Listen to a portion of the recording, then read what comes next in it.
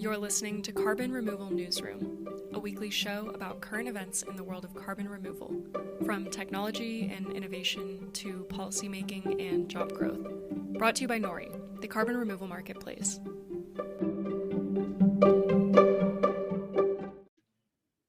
Hello, everybody, and welcome to the March 3rd Science episode of Carbon Removal Newsroom. This week, Jane is not joining us. She'll be on hiatus for a few months with a personal family stuff.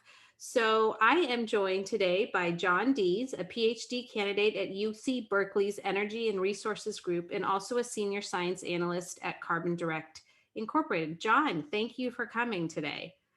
Thank you for inviting me. This is a great opportunity. I'm glad to be here. And Bodhi Cabello, did I say that right? I forgot to ask before we started recording. Close, it's Caballo. Caballo, thank you. Yeah. Bodhi Caballo, PhD candidate also at UC Berkeley's Energy and Resources Group, and also a science advisor at Carbon Direct Incorporated. And he's joining us from Italy. So Bodhi, thanks so much for being here today. Of course, really happy to be here. I'm going to be playing John's sidekick today because it's late and John is much more experienced at this stuff, but looking forward to the conversation. Yeah, I'm looking forward to hearing both of your perspectives. And as always, I'm Radhika Mulgavkar, head of supply and methodology here at Nori. So earlier this week, Bodhi, you and your Carbon Direct colleague, Alex, oh my gosh, another hard name, Dalganow. I mean, I'm hardly one to complain about hard names. I have one too. I should know better. Penned a really interesting blog post titled "Accounting for Short-Term Durability in Carbon Offsetting." And so I was hoping that maybe you could give our listeners a bit of an overview of what your blog post said and your recommendation in that post. For sure, yeah. It's fortuitous timing that we're having this this podcast interview today because we just published it on Monday. And for the record, John Dees was also very involved in the writing of that, or in the thought process of that. Alex and I were the writers, though. So the kind of core question that we were looking at in this blog post is a lot of carbon removal solutions are they have short-term carbon storage. So if you think about planting trees or storing carbon in soils, that doesn't last forever. Unlike, say, something like direct air capture with CCS, where you're putting it underground and functionally storing it for thousands of years, or mineralization. And when we're talking about carbon offsets to be effective basically have to be forever. You can think about, like, if I buy a 30-year carbon credit today, in 30 years, when that carbon credit is up, I'm re-emitting carbon emissions in 30 years. So I'm delaying my emissions for 30 years, but I'm not actually completely offsetting my carbon emissions. So this is kind of it's kind of a complexity in carbon offsetting, and we don't really have good agreed upon frameworks for how to account for that variability in how long carbon is stored. And it's important because, in an ideal world, every carbon offset is 1 ton of carbon permanently stored. And so you have no re-emission event. But in reality, we have a lot of really good solutions, especially nature-based solutions that don't have that quality of storing carbon forever. And so we have to figure out ways that we can effectively integrate those short-term storage solutions, like nature-based solutions, into carbon offsetting frameworks.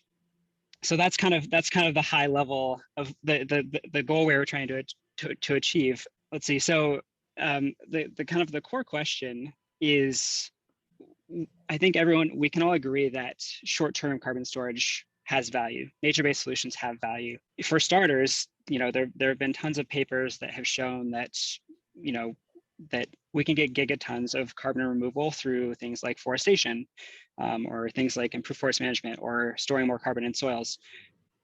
And so how can we actually unlock that in a carbon offsetting framework? So, sorry, it's a long blog post, so I'm trying to hit the important points and set up the scaffolding for it. So fundamentally, though, we have to answer the question of how much do we actually value that time? What is the time value of storing the carbon?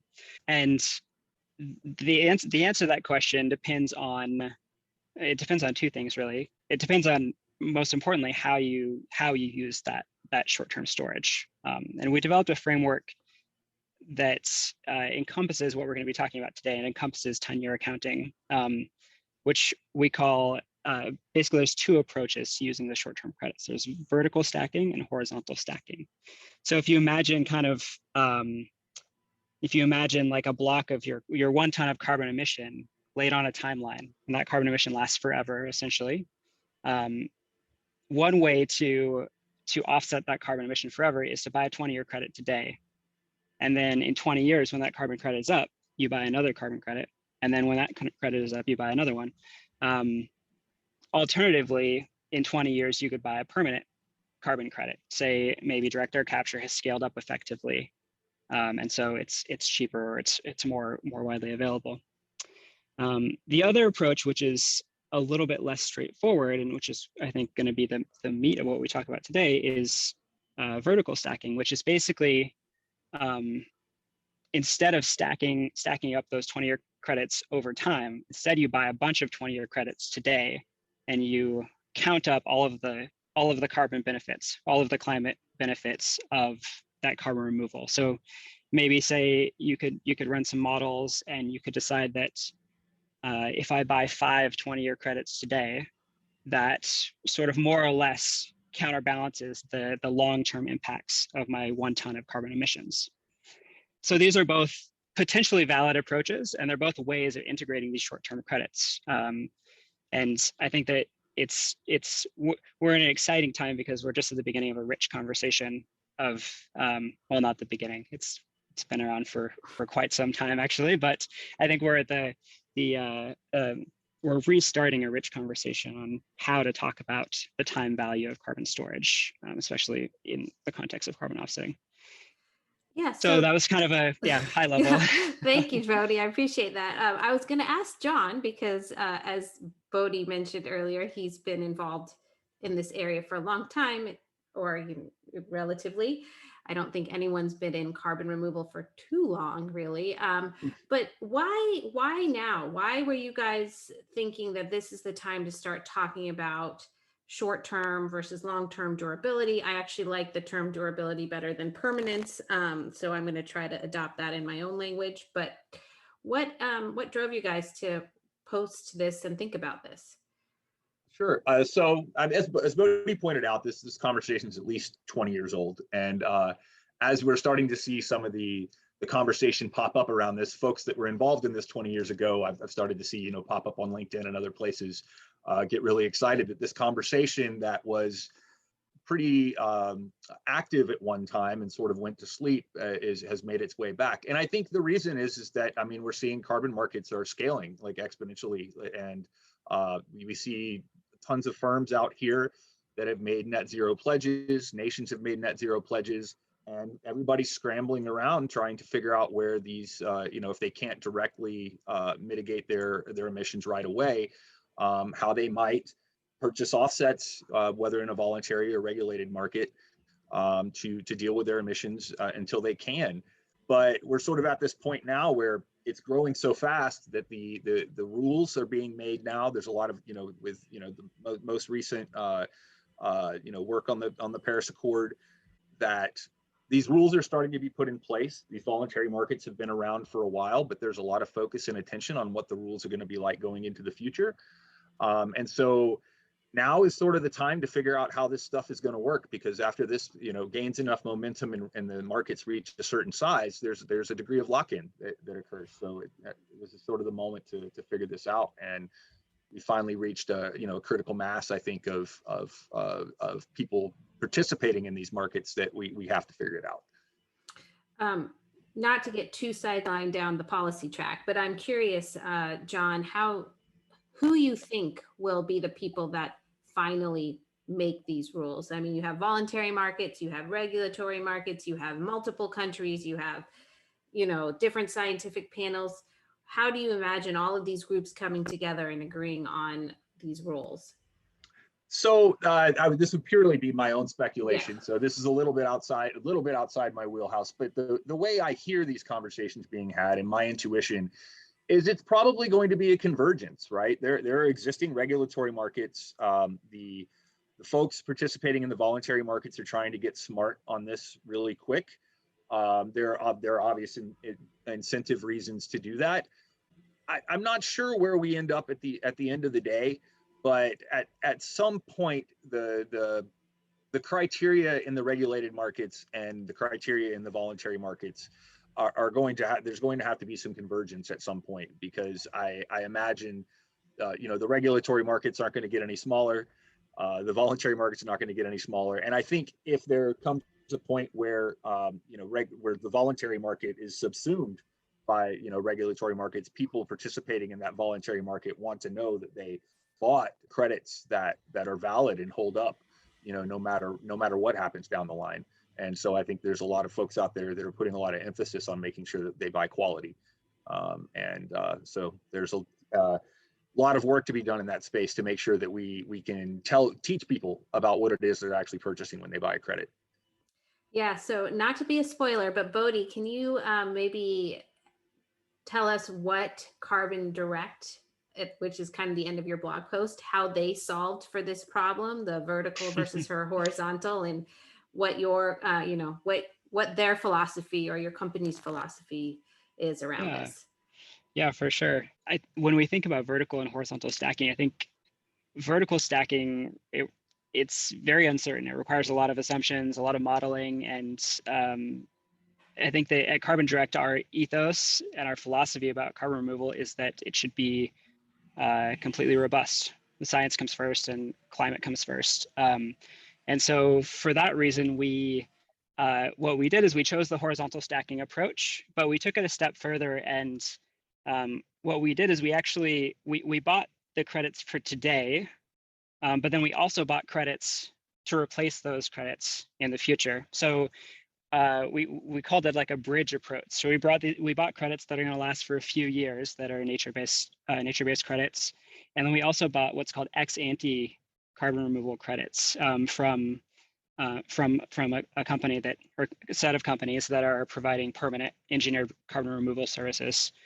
So basically, how that works out is for the next few years, our carbon emissions are covered by those short-term credits, and then when they expire, those ex-ante permanent credits will have come online. So from today until forever, basically, we have offset our emissions. And the beauty of that is that we are simultaneously supporting a great forestry project, and we're also helping to scale these really absolutely critical engineered carbon removal solutions. Yeah, that actually was what I was going to say. My favorite part of this is the biggest argument in favor of nature-based solutions, in my opinion, is the additional ecosystem benefits that these bring, right? So you're not, and we're all familiar with that. So I love that you've sort of bridged, as you said, the gap, and you'll be providing all these ecosystem benefits in addition to the carbon removal, while then getting the durability that you need in 20 years. One quick follow-up question on the companies that you chose for the 20-year mark.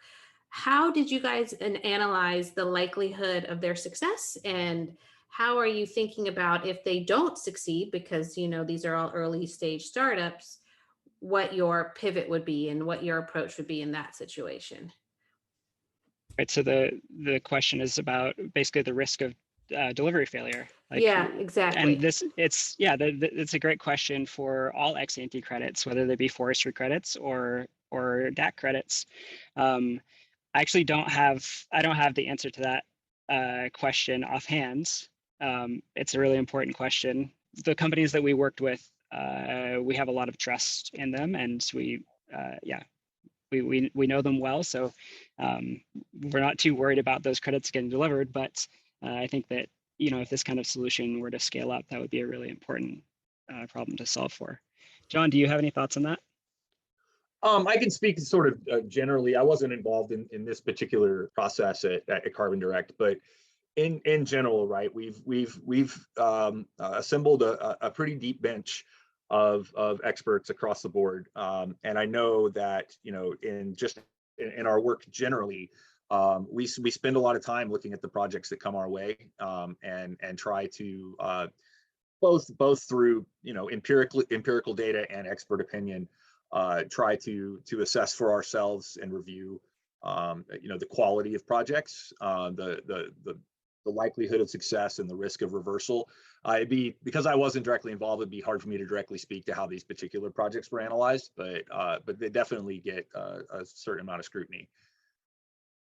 I mean, and I think it's completely fair in this current age to say we don't know. Like, we're taking a risk, we're putting forward a philosophy that we believe in, and if it doesn't work, we pivot, right? I wasn't like trying to put you in the spot in any way, but I am curious how people start thinking about these ex ante and future technologies and how you mitigate risk. We talk a lot about risk mitigation and natural solutions, not as much in, I think, DAC in some ways, because it's further out and people aren't thinking in that mind frame. So anyway, let's kind of pivot to what Bodhi was talking about was going to be the meat of the conversation, though I think your blog post is pretty meaty, and discuss what last month was released by a research nonprofit called Carbon Plan. I'm sure most people who listen to this podcast know who they are. They released an analysis of 10-year accounting of carbon offsets, and it first examined how 10-year accounting works, the limitations, and how it might be improved. Additionally, the Carbon Plan authors released a critique of the 10-year accounting method used by NCX, which is an offset seller. NCX also issued a response, and there's been a little bit of back and forth, which has shown sort of the tension maybe that's being developed around 10-year accounting and some of the big questions that still need to be answered in this space. However, NCX has not been slowed down, because this week, I guess Tuesday, the day after your blog post dropped, NCX announced a $50 million fundraising round from investors as diverse as JP Morgan and Mark Benioff. And so obviously there is a lot of interest and money being directed at this type of solution, carbon offset solution. NCX does forestry, if you aren't familiar. And this is also balanced with all the net zero plans that have proliferated and the need for durability, because to get to net zero, you have to reduce your emissions forever. So let's just take a step back, because that's a lot of information. And maybe, John, you can explain to our listeners how 10-year accounting works and what its goal is. Sure. So yes, this Carbon Plan critique for me in particular was really exciting, because this is something I've spent a lot of time thinking about, and I thought they did a really good job of laying out the issues. Again, this is a 20-year-old conversation. You go back even 10, 15 years, people were even discussing, does temporary storage have value at all? And I think this back and forth between Carbon Plan and NCX is actually quite productive, because this is a complicated topic.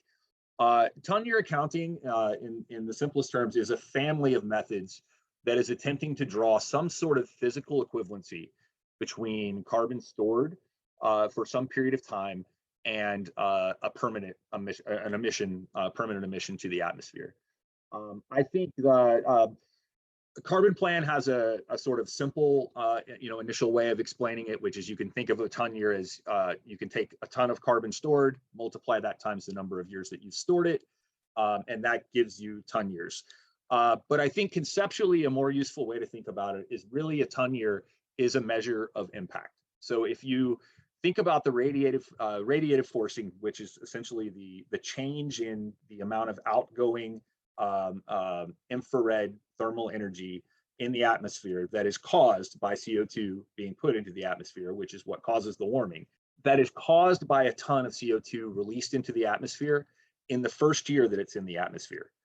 That is what we would call a ton year. So initially in that first year, you put a ton into the atmosphere, you've trapped some additional energy in the atmosphere.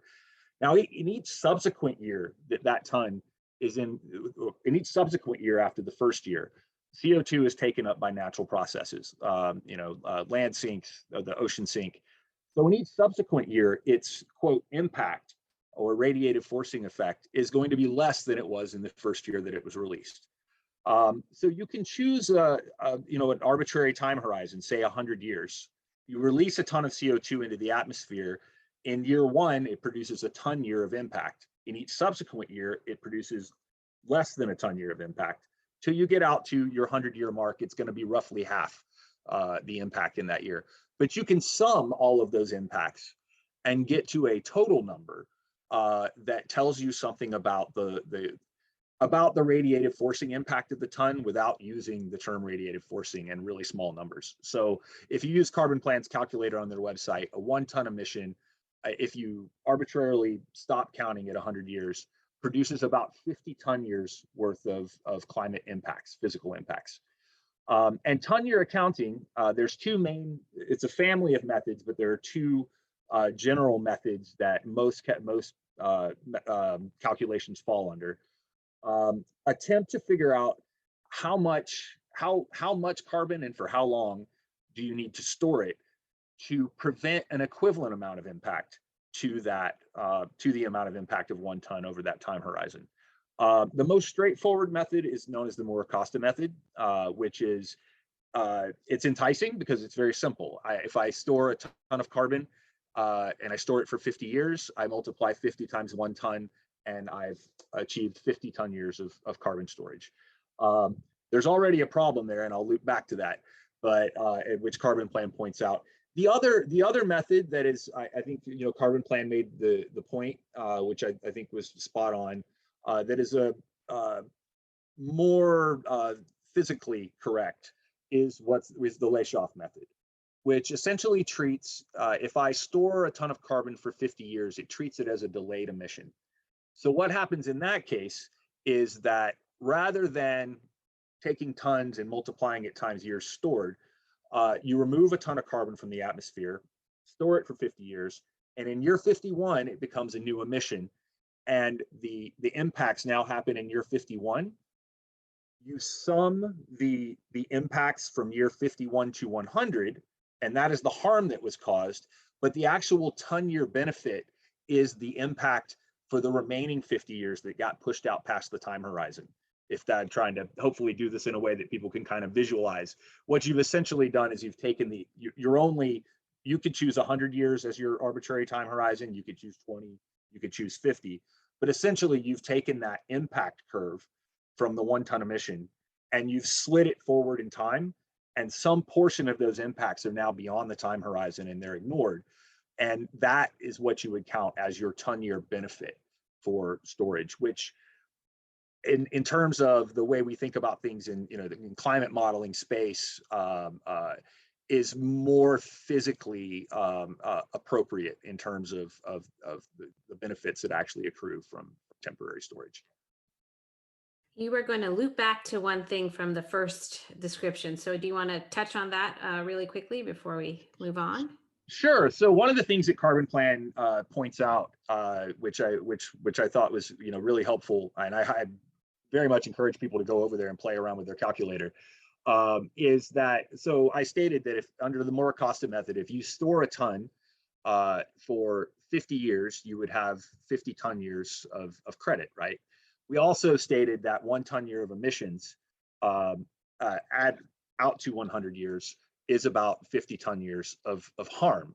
So what you're implicitly saying is if you stored 1 ton for more than 50 years, that would actually be more beneficial than not emitting the CO2 in the first place, which we know just on its face, physically is not the case. So the Moore-Acosta method, what Carbon Plan was getting at, actually, although it on the surface claims to be drawing a physical equivalency between emissions and storage, it actually breaks some rules that it's clear that it does not actually physically represent what's happening in the atmosphere. And the reason for that is that CO2 in the atmosphere is decaying and CO2 in storage is not. And so that's where this disjunction occurs. Thank you. That was very helpful. And this is very complex thought process to get your brain sometimes wrapped around. So like John said, definitely check out the Carbon Plan website and play around with their calculators to visualize it a little bit better potentially. So Bodhi, just generically, how prevalent are these types of ton year accounting methods within the global markets for offsets, for carbon removal offsets? Yeah, it's really interesting to me actually, because like John said, we've been talking about ton year accounting for like 20 years, but there's actually very there are scant examples in the carbon market of projects that are actually applying this. You mentioned Natural Capital Exchange, NCX, and to my knowledge, that's actually the only example that I can think of off the top of my head that's trying to apply tenure accounting. It's entirely possible that some projects have tried in the past, but this is, I think in a way, it's a product of necessity. NCX is innovating, really. They're pushing improved forest management in really innovative ways, which I admire. One of those is that they are decreasing the amount of time that landowners have to sign up. So landowners sign up for a year. They have to defer harvest for a year, which is essentially, it unlocks a lot of participants that were excluded by improved forest management projects in the past that required typically either 40 years of commitment or 100 years of commitment. So they, by doing this, they're creating these 1-year credits, and we sort of as a carbon offsets community, we've said that 30 years is okay and 100 years is okay, but 1 year is kind of radical. So they've really been pushing this tenure accounting approach, and I think have been a major driver in opening the conversation back up. Another example, which I think was partially born out of what NCX is trying to do, is the offset registry Verra is now developing a tenure accounting protocol, and they've released a public draft that's open for comments now. They have a fairly simple and conservative approach, which is basically they are just using a 1 to 100 equivalency factor. So 1 ton year, or 1 ton of carbon storage is 100 tons of carbon storage is equal to 1 year of carbon stored forever, or for 100 years in reality. And so those are the two main examples. With the Verra protocol, I'm not sure who's actually going to use that, because the economics actually work out. I think in most cases, the economics work out pretty poorly. You could imagine like a 30-year project. If you do the math, it's going to be a lot more beneficial to just sell that as a permanent credit rather than 30 ton years of credit.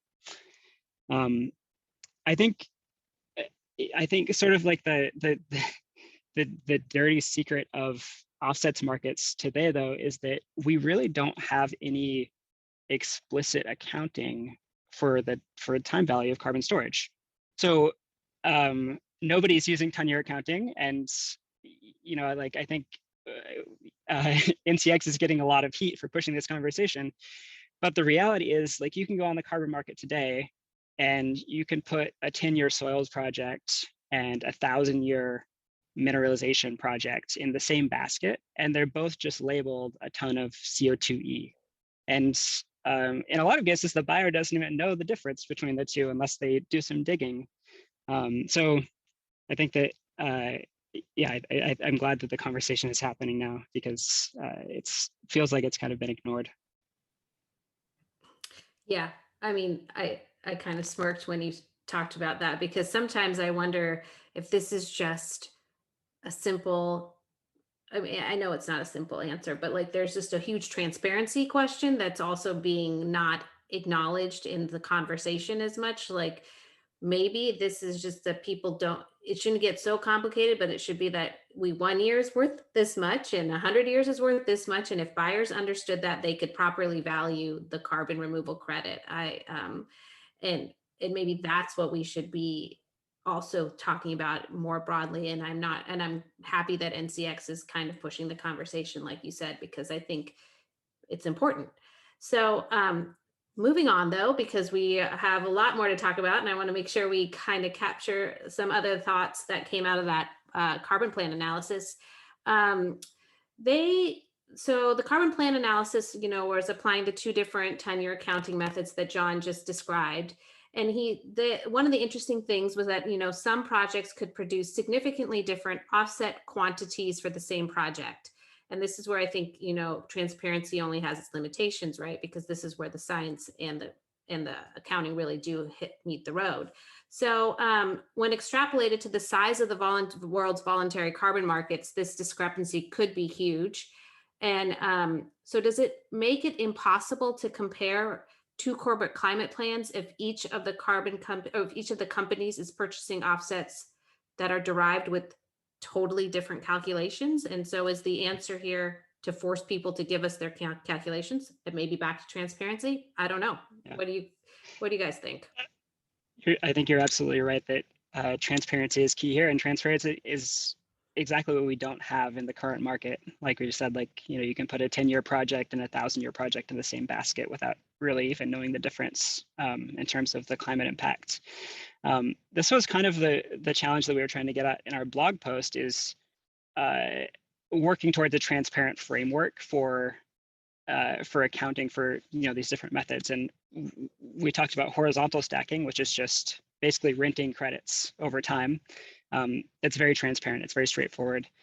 With all of these 10-year methods, there's always going to be assumptions embedded. No matter, you know, even if we create the perfect 10-year accounting method, there's going to be climate modeling assumptions. There's going to be discounting assumptions potentially, and so I think that transparency is going to be absolutely key if we decide to adopt those methods as a carbon offset community, because you're absolutely right that we could end up with one measure of 10 years that is half or even a tenth of another measure of 10 years, and nobody would be the wiser, and it would be even harder to find out for the average offset buyer. Then John, anything you want to add to that? Yeah, I would just say, you know, so transparency, I think, is the key word here.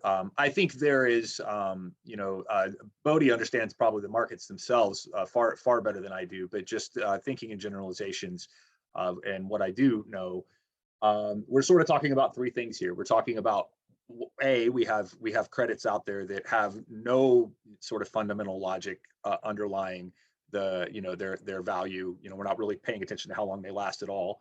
And then we have the two methods that we've discussed. We have two 10-year methods that we've discussed that where even 10-year doesn't mean the same thing, depending on depending on which method that you choose. So I think for me, you know, what it's really about is being very explicit about where you derive your valuation for your credit from. And as we develop better methods for accounting for durability, it's probably not going to be the case that I don't see anyways anytime soon that we've all adopted the same standard, but at least if you are clear about the assumptions that you're making and the valuation system that you're using to account for the durability of your offsets, as well as other characteristics of offsets, there is at least opens the door for someone to go into the market, understand how you got there, and harmonize, you know, across, we do our accounting this way, but at least, you know, we know, what the characteristics are of the offset that we're buying, and we can decide to calculate that however we want to value it. And then Bodhi, I think just briefly mentioned this, but discount rates. So maybe Bodhi, you might want to explain what they are and then how they factored. Maybe John, you can explain how they factored into the NCX. Sure. Which has taken 10-year accounting and added another layer to it in their analysis. So Bodhi, if you want to start us off. Sure, I can start us off, but I'll pass it quickly to John Dees. He thinks about discount rates more than I do. So discount rates aren't anything fancy or special. We use discount rates all the time in business decisions, in climate impact modeling, we use discount rates. Discount rates are a very, very active topic of discussion in the climate modeling community. I think people dedicate their whole their whole careers to, figuring out what the right discount rate is to apply in like an integrated assessment model. So it's a very lively space, and fundamentally it comes down to a question of how much do we value the future? And I think that in a business context, companies can make that decision for themselves, and they can decide internally, what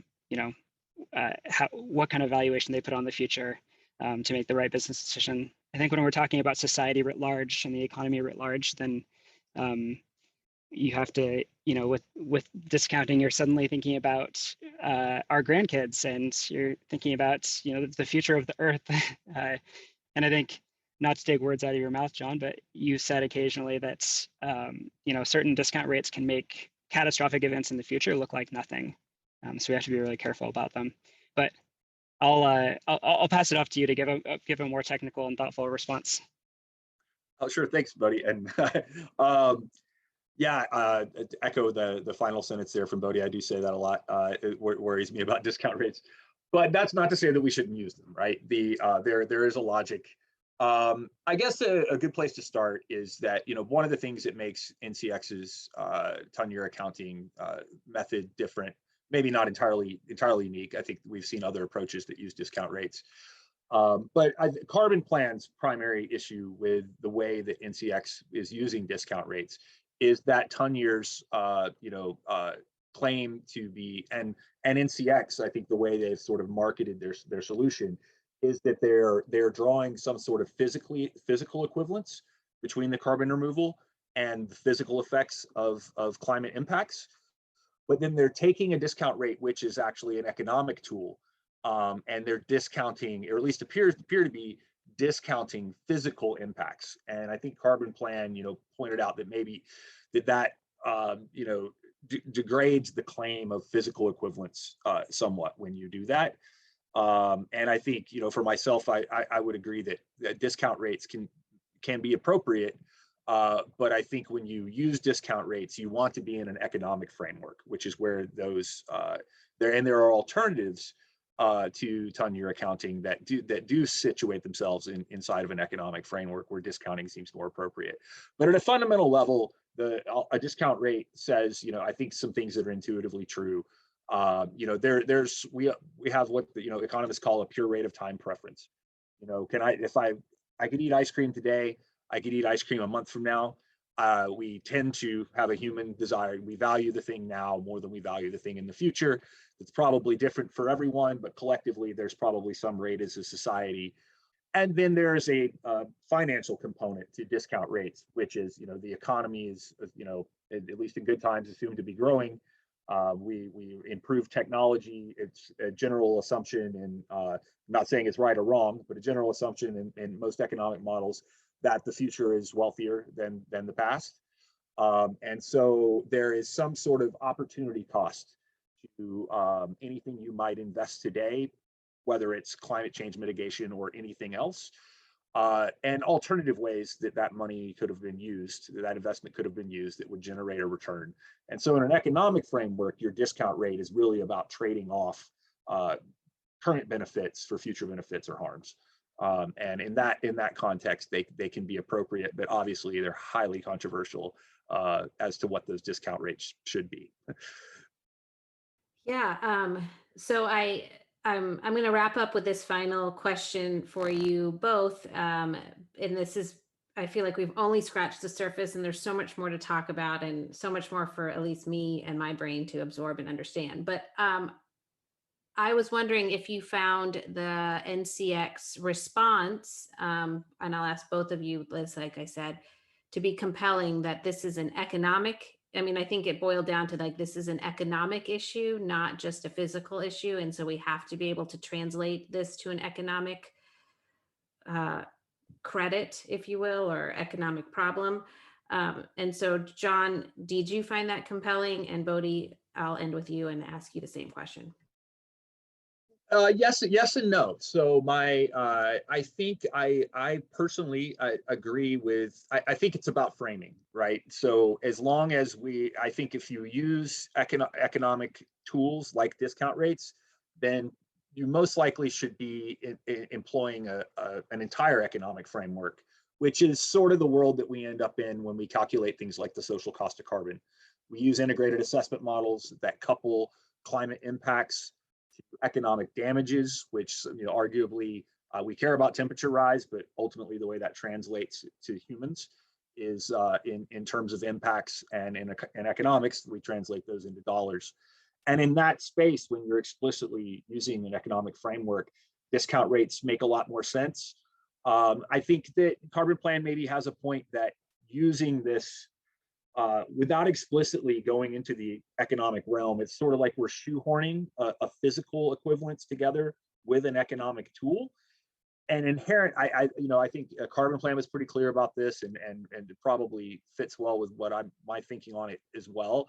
It's not really an issue with the discount rate per se, so much as how we're framing it, especially when we're using the terminology of physical equivalence, because really discount rates are you can't really discount a physical process. You can discount impacts from physical processes, and I think that.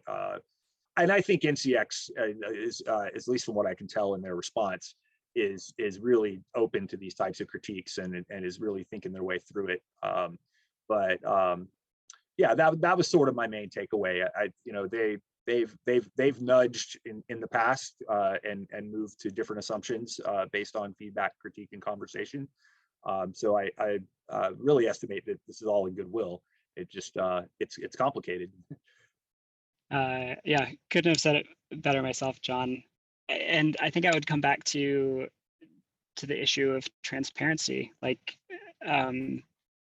fundamentally, short-term storage has value. That's that is certainly true.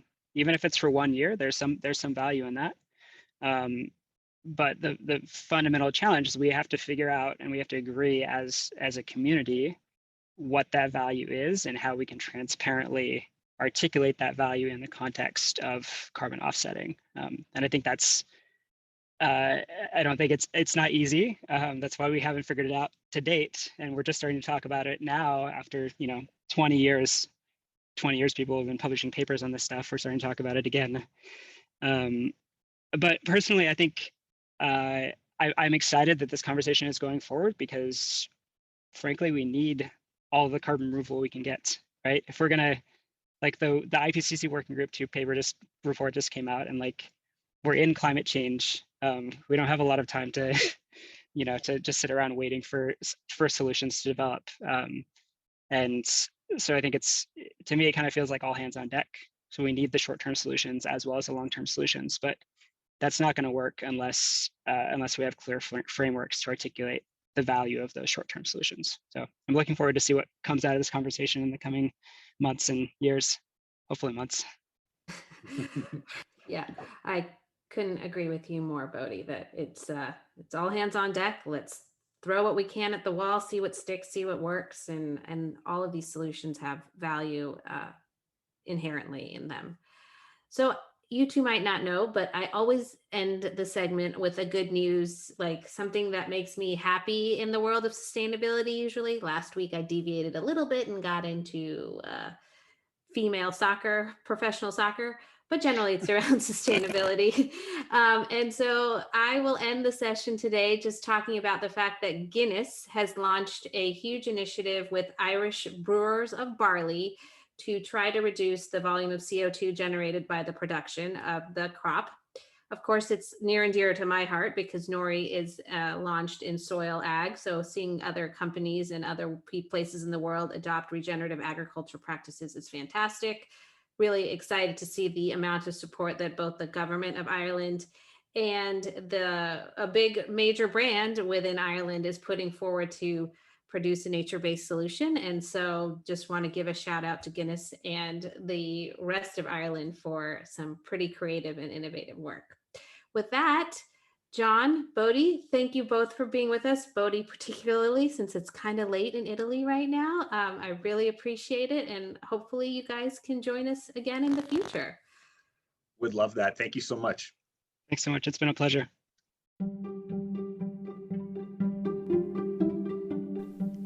Thanks so much for listening to Carbon Removal Newsroom. If you like the show, the best way you can help us is by giving us a great rating and review in Apple Podcasts, following the show on Spotify, and by sharing the show on social media. Tell your friends and help us spread the word about what's happening in the world of carbon removal.